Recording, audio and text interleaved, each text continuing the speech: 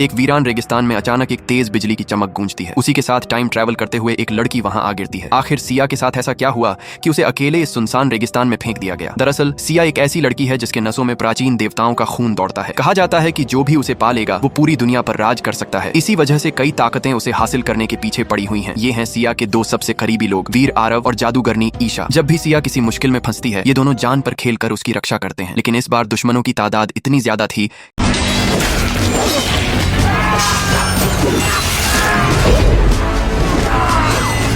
अकेले योद्धा आरव भी उनसे नहीं निपट सका। मजबूरी में ईशा ने टाइम पोर्टल खोला और सिया को वहां से किसी सुरक्षित जगह भेज दिया। पर इस बार कुछ गड़बड़ हो गई। सिया सीधी इस वीरान रेगिस्तान में आ गिरी। चारों ओर सिर्फ रेत का सागर। बचने का बस एक ही रास्ता था, चलते रहना। रुकना मतलब भूख और प्यास से तड़प तड़प कर मर जाना। उसने अपना चेहरा सनस्क्रीन से ढक लिया और जो थोड़ा बहुत बचा हुआ खाना था वो खा लिया ताकि कुछ एनर्जी मिल सके। दिन से रात में सफर करते हुए जब भी उसे अकेलापन महसूस होता, वो खुद को गाना गाकर हिम्मत देती। अगली सुबह उसे एक पत्थर पर ओस की बूंदें दिखी। सिया तुरंत झपट पड़ी और एक भी बूंद बर्बाद किए बिना पानी पी लिया। यही उसका बचाव था। उसके पास जादू की ताकत थी जिसने उसे 60 डिग्री की झुलसाने वाली गर्मी में भी जिंदा रखा। 3 दिन और 3 रात लगातार चलने के बाद चारों तरफ बस रेत ही रेत थी। अब वही पत्थर उसका आखिरी सहारा बन गया था। अभी वो थोड़ा ही आगे बढ़ी थी कि उसने देखा वही सनस्क्रीन का डब्बा जो उसने 3 दिन पहले गिराया था। मतलब वो घूम फिर कर फिर उसी जगह पहुंच गई थी। हताशा की लहर उसके दिल में दौड़ गई। उसने जोर से चीख कर अपना गुस्सा बाहर निकाला, लेकिन खुद से कहा नहीं, रुकना नहीं है। बाहर उसकी फैमिली उसका इंतजार कर रही है। इस बार उसने दूसरी दिशा में चलना शुरू किया। कई रेत के टीले पार करने के बाद उसकी हालत बिल्कुल खराब हो गई। वो गिरते पड़ते चल रही थी कि तभी उसे सामने एक छोटा सा पानी का गड्ढा दिखा। उसकी आंखों में चमक आ गई। थकावट के बावजूद उसकी चाल तेज हो गई। शायद उस वक्त उसे देखकर